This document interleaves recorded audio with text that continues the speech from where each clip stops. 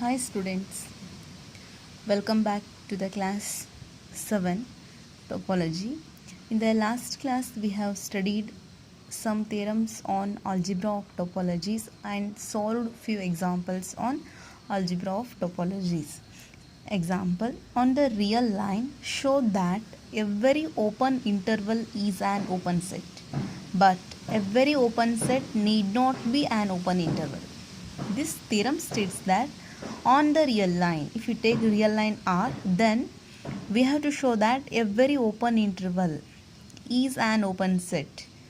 Every open interval is an open set, but every open set need not be an open interval. Okay. Let A comma B open interval, A comma B be any open interval. Now we have to show that this interval is an open set. This is first part of the theorem. And x be any arbitrary point of this interval. Now if we choose epsilon equals minimum of x minus a comma b minus x, then clearly x belongs to x minus epsilon x plus epsilon, which is subset of a comma b. Thus for each x belongs to the open interval a comma b, there exists an open interval x minus epsilon x plus epsilon which contains x, containing x, and this contained in the open interval a comma b. Hence the interval a comma b is an open set, because for each x belongs to this interval there exists open interval which contains x, and this open interval contained in open interval a comma b. Therefore this is an open set. Okay, now we have to prove that every open set need not be an open interval.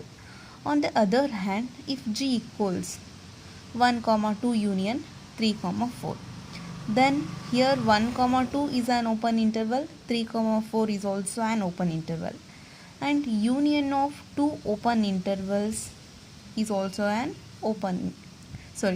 here 1 comma 2 is an open interval, 3 comma 4 is also an open interval. Every open interval is an open set, so open interval 1 comma 2 is an open set, and the open interval 3 comma 4 is also an open set.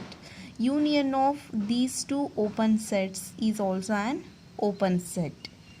Okay, here G is an open set, but it is clear that this is not an open interval, because if you take 1 comma, this is 1 2, 1 comma 2 and 3 comma 4. If you take union of 1 comma 2 3 comma 4, open interval 3 comma 4, then it is not an open interval. Hence a very open interval is an open set, but a very open set need not be an open interval. Example, give an example on the real line to show that the intersection of any arbitrary collection of open sets is not necessarily an open set. So to prove that intersection of arbitrary collection of open sets is need not be an open set, we consider one contour example. Okay, consider the collection of Gn such that n belongs to n of open intervals on the real line, given by Gn equals open interval minus 1 by n comma 1 by n for every n belongs to n. Here we have to show that the intersection of arbitrary intersection of these open intervals, open sets, is need not be an open set. Okay, then each open interval on the real line being an open set, we already know that each open intervals on the real line are open sets. It follows that each Gn is an open set. So each open interval on the real line is open, then Gn is also open. Now take the intersection of Gn such that n belongs to n equals intersection of set of open intervals minus 1 by n comma 1 by n such that n belongs to n. Now take the intersection. Suppose n is 1. This becomes minus 1 by 1 minus 1 comma 1. Interval minus 1 comma 1. take n equals 2, then minus 1 by 2 comma 1 by 2, minus 1 by 2 comma 1 by 2. Take n equals 3, minus 1 by 3 comma 1 by 3. Take n equals 4, minus 1 by 4, 1 by 4. Take n equals 5. If you do like this, then take the intersection of all these open intervals. The common element in all these open intervals is singleton set 0. But we know that singleton set 0 is closed, not open, which is not open. Therefore, intersection of any arbitrary collection of open sets is not necessarily an open set. Example, let X equals set of A, B, C and T1 equals set of X pi singleton set A, set of A comma B, and T2 equals set of X singleton set A, set of B comma C and pi be two topologies for X. These are the given two topologies for the set X. First question, find the largest topology contained in T1 and T2. Clearly, the largest topology contained in T1 and T2 is T1 intersection T2. That is T1 intersection T2. X is there, X, pi is common in both, pi. Common element is singleton set A. This is obvious, no doubt. This is also a topology. Therefore, this is the largest topology contained in T1 and T2. Second question, find the smallest topology contained T1 and T2. The smallest topology containing in T1 and T2 is union of all the topologies which contain both T1 and T2. So, the required topologies, the elements of T1 X pi A, X pi A, AB, T2 X pi A, BC, X pi A, BC. B is not there in T1 and T2. Okay. Now check whether T1 union T2 is topology or not. X is there, first condition holds good. Phi is there, second condition holds good. Third condition, intersection of any two elements of T belongs to the set. Now take the intersection of these two sets. In AB intersection BC is singleton set B, which is not in this set. Therefore, it won't become a topology. So, we should write singleton set B. Therefore, this is the smallest topology containing in T1 and T2. Next topic, closed set. Let X tau. Usually topology is denoted by this symbol tau. This is called tau.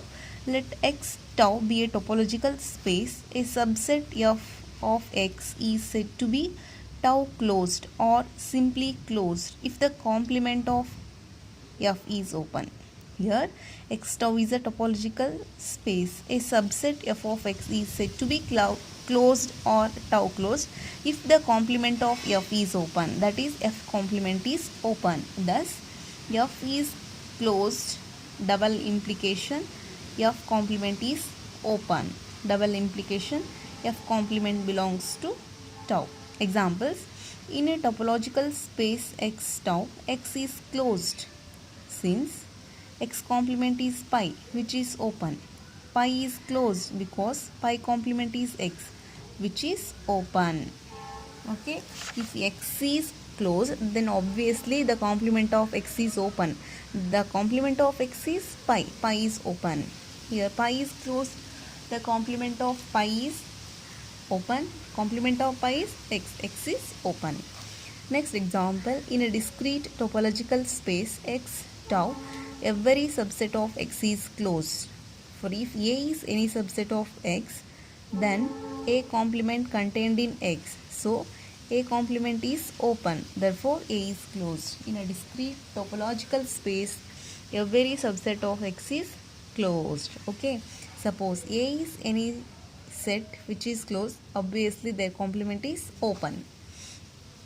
Next example, every finite subset of a finite cofinite topological space X tau is closed. For F is any finite subset of X, then F complement is open. Therefore, F is closed. Next example, on the real line, every closed interval is closed, every singleton set is closed, a right half open interval is neither open nor closed. On the real line, we should show that every closed interval is closed. Okay, let consider any one closed interval. Let closed interval a comma b closed interval. Now we have to show that this is closed. Now take the complement of a comma b, that is, this is closed interval a comma b. The complement of the closed interval a comma b is minus infinity to a, open interval, minus infinity to a union open interval b to infinity. This is open set, this is open set, union of open sets is again open. Therefore complement of this interval is open. This implies this interval is closed. Next, let a be any arbitrary real number. Here we have to show that every singleton set is closed. A is any arbitrary real number. Then what is the complement of a? A complement is minus infinity to a union a to infinity. Here these two are open intervals. Every open interval is an open set. Union of open set is again a open set. This is open. A complement is open, nothing but set, singleton set A is closed. Third one, consider the right half open interval a comma b. Here we have to show that this interval is neither open nor closed. Okay. The closed interval a comma b, right half closed interval a comma b is not open. If we consider any open interval containing a, then it is of the form a minus epsilon, a plus epsilon. However small epsilon and epsilon dash may be. We may take a minus epsilon and a plus epsilon does not contain in the right half closed interval